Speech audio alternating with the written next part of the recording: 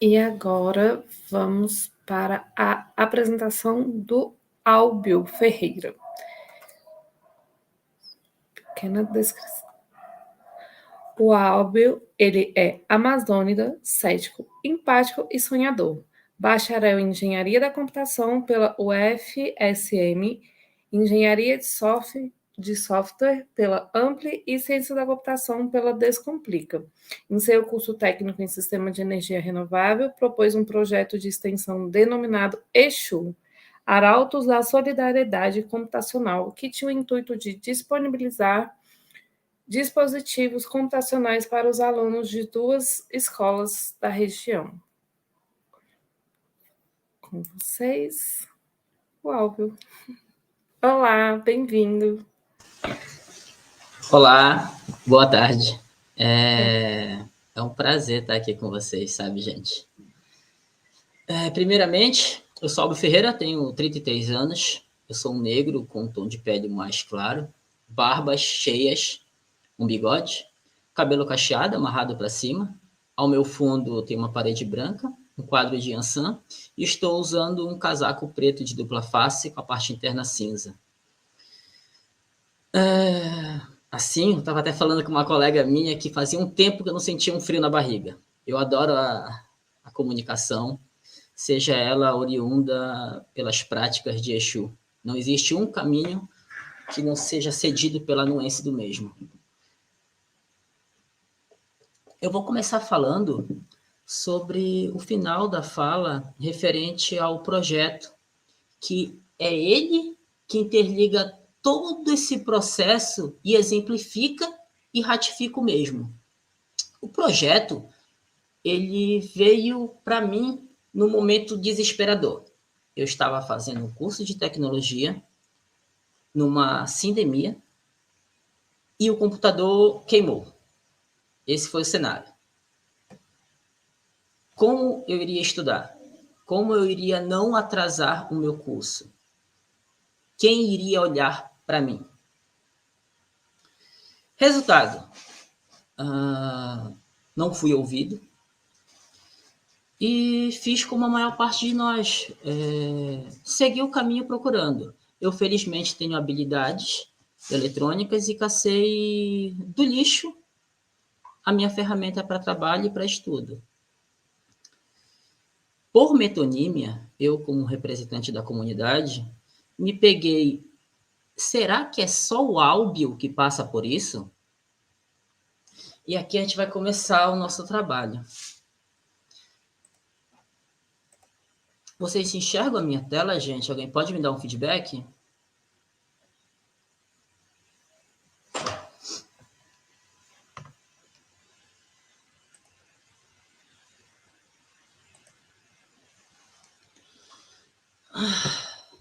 Eu exemplifiquei a minha questão, seja por uma análise anedótica, que ela pode ser usada nesse meio, exemplificando e ratificando o caso. Então, temos aqui, a nossa população ao qual foi abandonada por um fosso digital criado. Eu quero deixar isso claro. Esse fosso digital ele foi intencional.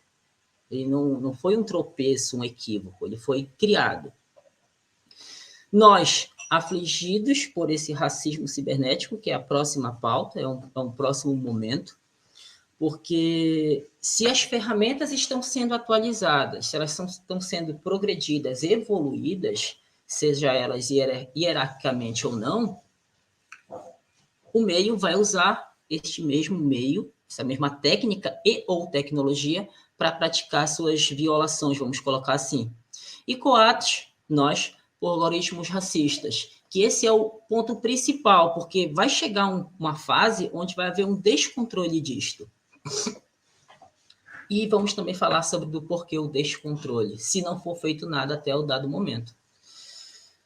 É imperativo que a reflexão seja feita e eu espero que esse seja o primeiro passo para passar para vocês este âmbito todo e fazer a reflexão e produzir na nossa bolha e reproduzir para todos e todas.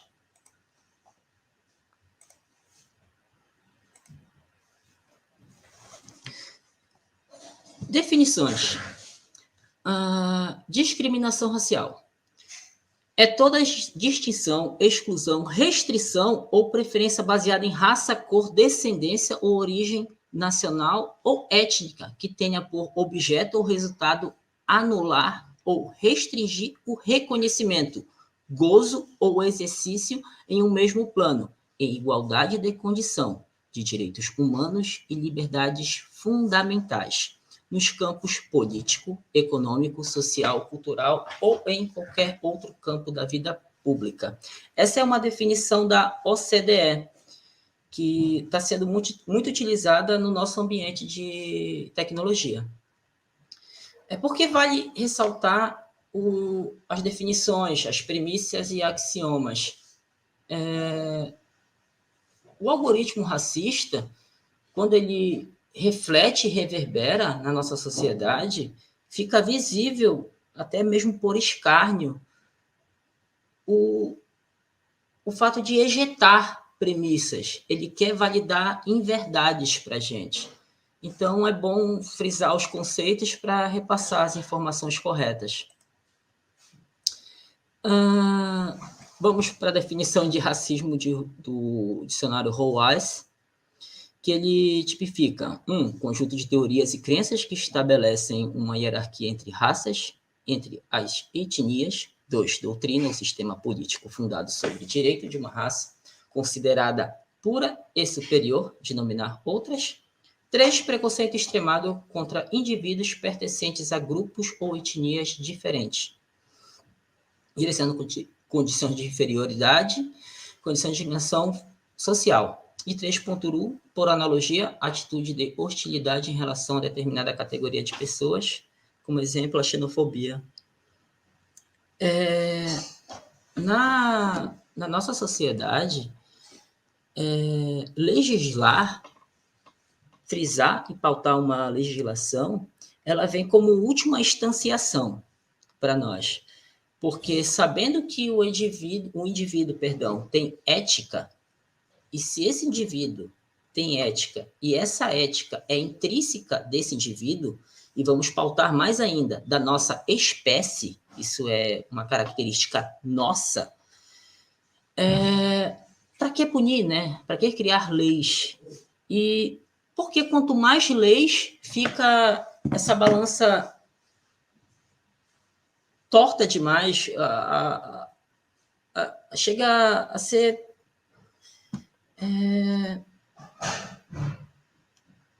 até vergonhoso para o Estado, se nós acreditamos nesse poderio que o Estado tem para nos auxiliar.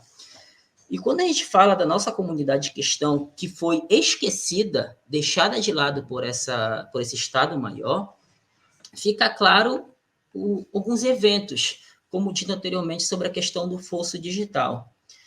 Após a abolição da escravidão, nós fomos deixados de lado, em todos os sentidos. Não tínhamos perspectiva de vida, muito menos de trabalho, já que esse foi o ponto maior levantado na época, do trabalho, a mão de obra. A própria OCDE também, ela frisa fosso entre indivíduos, famílias, empresas e áreas geográficas em diferentes níveis socioeconômicos no que diz respeito às oportunidades de acesso às tecnologias de informação e comunicação, as chamadas TICs. A gente vê esse conceito de TIC, em todo o enlace do que é educação, seja na área da questão pedagógica e até mesmo nos índices antropológicos. Usamos as TICs para mensurar o desempenho de uma determinada sociedade. E ao uso de internet para ampla variedade de atividades, OCDE 2001. E o conceito de racismo cibernético, ele já vem oriundo depois do advento de uma outra tecnologia, que foi a WWW, a World Wide Web, que teve como proposta uma revolução, e foi uma revolução sem dúvida, mas, contudo, quem era o grupo majoritário que detinha essas tecnologias para utilizar? a nossa sociedade ela é desigual, literalmente desigual.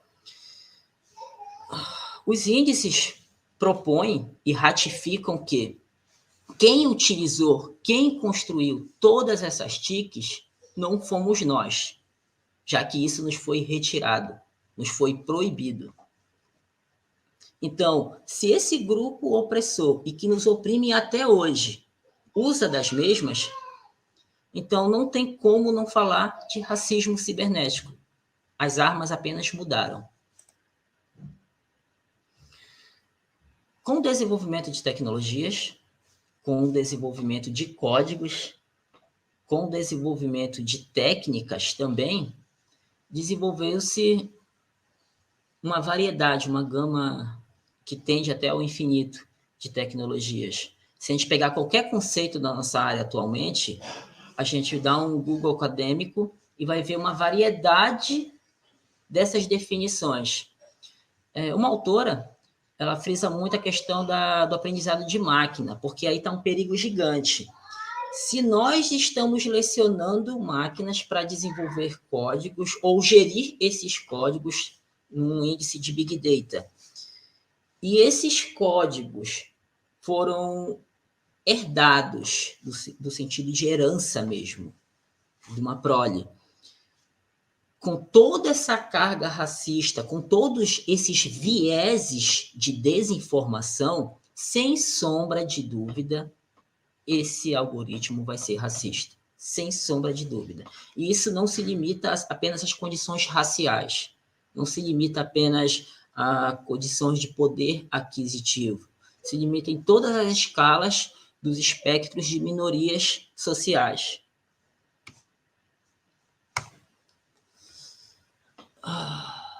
Na prática, tem vários dados, tem vários trabalhos que eu, desde quando passei os meus transtornos na minha instituição, eu consegui adquirir. Mas convido-os a fazer uma reflexão. Para quem estuda numa universidade federal, que tem esse privilégio, quantos alunos, quantos colegas de classe nós temos que são negros? Quantos professores nós temos negros? Quantos diretores de centros nós temos negros?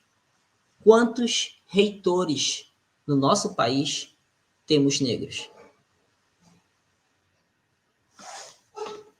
Dito isso, a gente pode fazer uma outra indagação.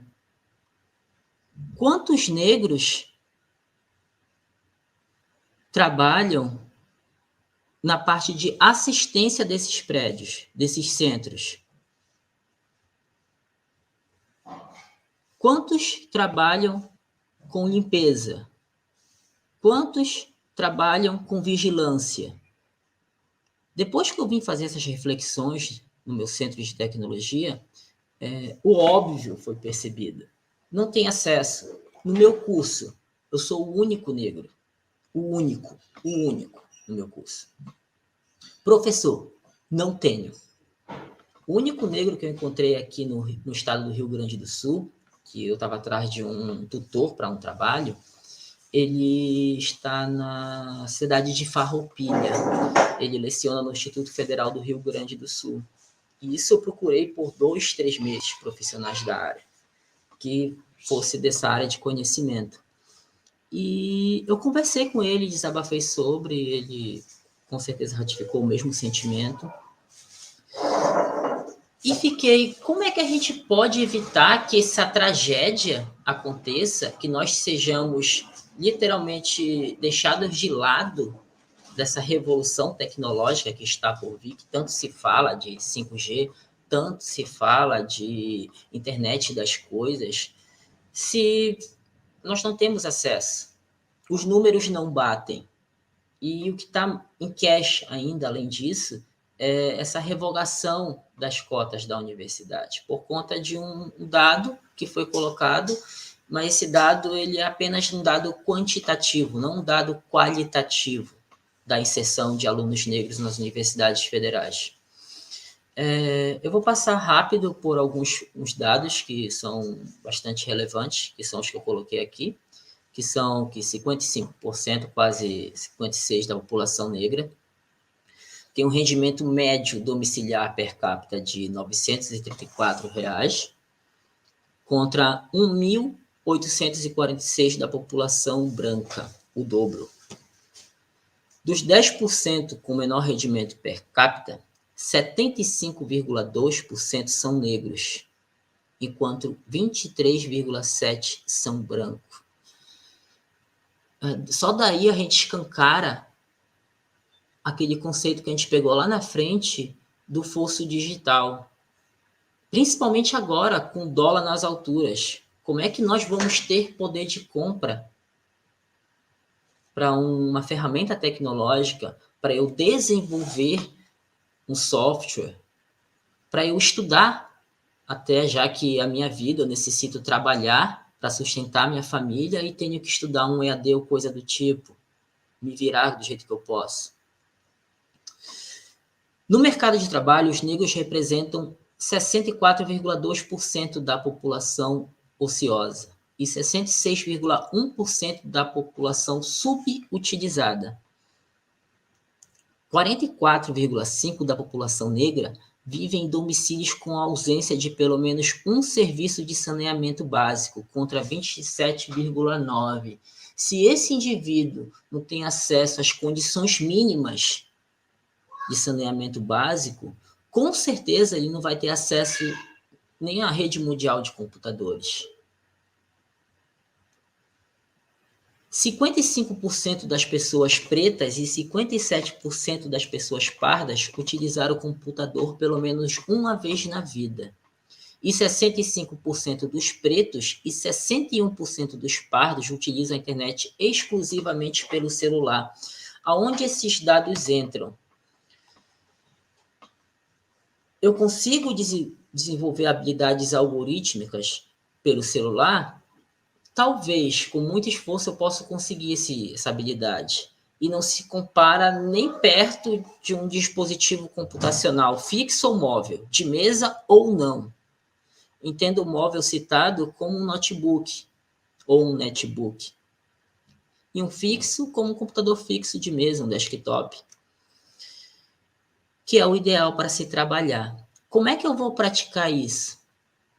E mais ainda, onde antecede aquela problemática de eu não tenho nenhum computador para abraçar esse boom exponencial dos devs, eu não falo nem o meu idioma com a competência que deve e é exigida num curso superior, e quando nós entramos não tem nenhuma equidade disso. Eles não ligam literalmente para nada. Como é que eu vou trabalhando, tendo esse déficit, onde o Estado intencionalmente o faz, se eu não consigo falar o meu próprio idioma? Como é que eu vou aprender uma linguagem nova, sendo que ela é toda em inglês? Numa conversa com o professor, eu perguntei, temos linguagem de programação em português? Temos. Temos uma linguagem de índice mercadológico em português? Temos. É de alcance? É acessível? Não, porque ela bate na condição de hardware. Então, o problema, se ele não for visto pelo todo, hardware, software e peopleware, é bem complicado. As ações do Estado já são irrisórias demais. E foi um dos motivos que eu decidi tentar fazer alguma coisa como todos nós aqui. Castells, ele cita como uma questão de exclusão digital, onde tem 3 índices, e eles conversam entre si, onde o indivíduo não tem acesso à rede mundial de computadores, que já é um absurdo em pleno século XXI, ou o mesmo tem acesso a um dispositivo computacional, mas com uma capacidade técnica bem irrisória. que cai na fala anterior. Eu tenho até um computador, mas como é que eu vou usar ele se meu computador ele não suporta malmente 4 GB de memória, ele tem só um núcleo, e esse núcleo não chega nem a 1 GHz de clock de frequência. E a terceira condição, que é a mais visível, é que esse indivíduo ele tem até acesso a essas ferramentas, a esses instrumentos, mas ele não sabe nem por onde começar. Eu, quando comecei a querer me aventurar no mundo da programação, eu não encontrava referências de acessibilidade. Eu sou uma pessoa neurodiversa, eu tenho dislexia diagnosticado e TDAH. Então, para mim, é muito dificultoso adentrar nesse meio onde as pessoas não têm o cuidado de trabalhar com pessoas distintas, diferente da normativa padrão, né? E é bem complicado porque existe já toda a cobrança, existe toda uma rejeição imposta pela sociedade e a gente tem que ficar sempre se reafirmando, sempre ratificando algo que para nós é verdadeiro e às vezes é colocado até em dúvida para nós mesmos. Aí também podemos entrar até na questão do branqueamento racial. Continuando.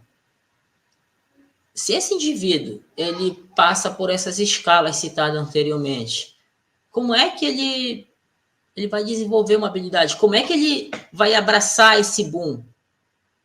Porque se ele não abraçar esse boom, as demais, segundo a própria OCDE, até o próprio Fórum Econômico Mundial, frisa que essas profissões vão ser extintas. Esse indivíduo vai estar onde? Vai acontecer o que houve da última vez? Para algumas comunidades indígenas, diferente das alienígenas, o tempo ele é cíclico. Basta olhar para o passado para a gente ter resoluções palpáveis para o futuro. E parece não, é evidente que o mesmo está por acontecer. E vai ser sempre como sempre foi, nós por nós. Esse é um dado de desenvolvedores do Stack Overflow Developer Survey de 2021, onde ele aponta que 3,38% dos desenvolvedores profissionais são negros. Esse é o mesmo número, coincidentemente, de mulheres.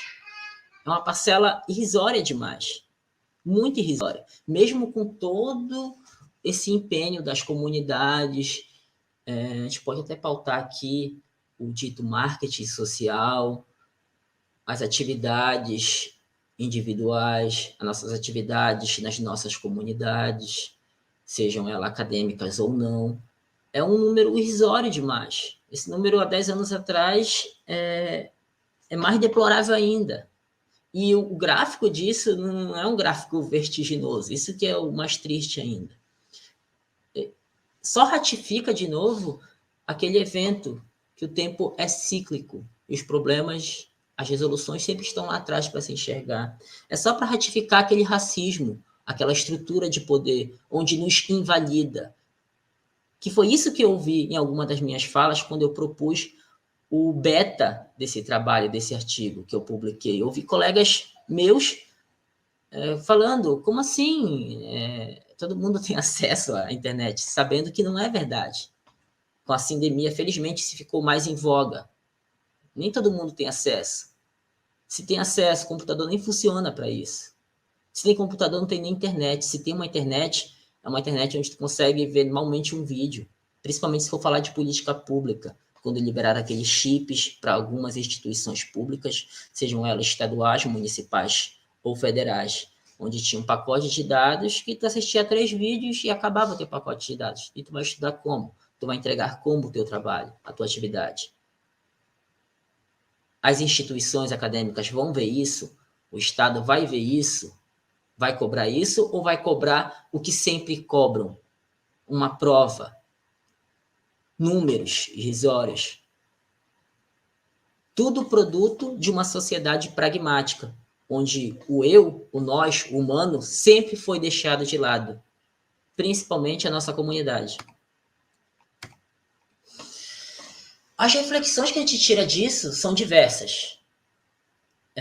Trabalhos propostos que temos trabalhos hoje propostos de gente que eu, há 10 anos atrás, há 20 anos atrás, não teria acesso, que alguém da minha idade, há 20 anos atrás, nem imaginava. Eu, quando era criança, achava que robótica, só existia robótica assistindo Pica-Pau, sabe?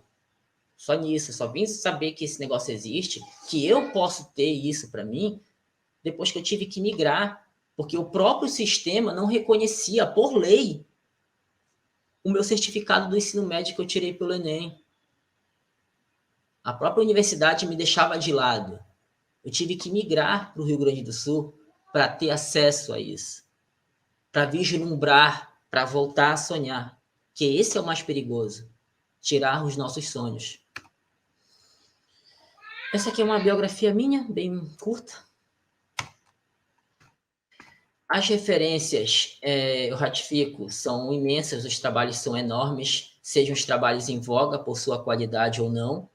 Esses aqui são os trabalhos de conclusão de cursos mais recentes que eu encontrei, que abordam temáticas, seja ela na área jurídica ou não, seja na área computacional ou não, seja na área antropológica ou não. E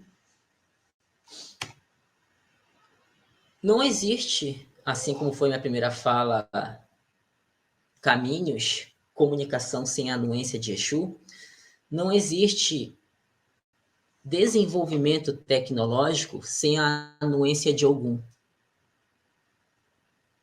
É ele que é o forjador.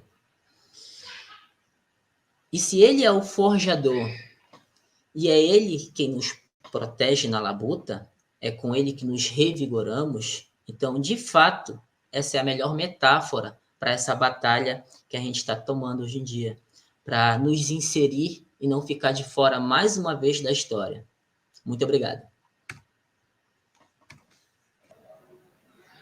Vamos só agradecer, então, pela sua palestra. Muito obrigada pelo seu tempo, pelas suas palavras.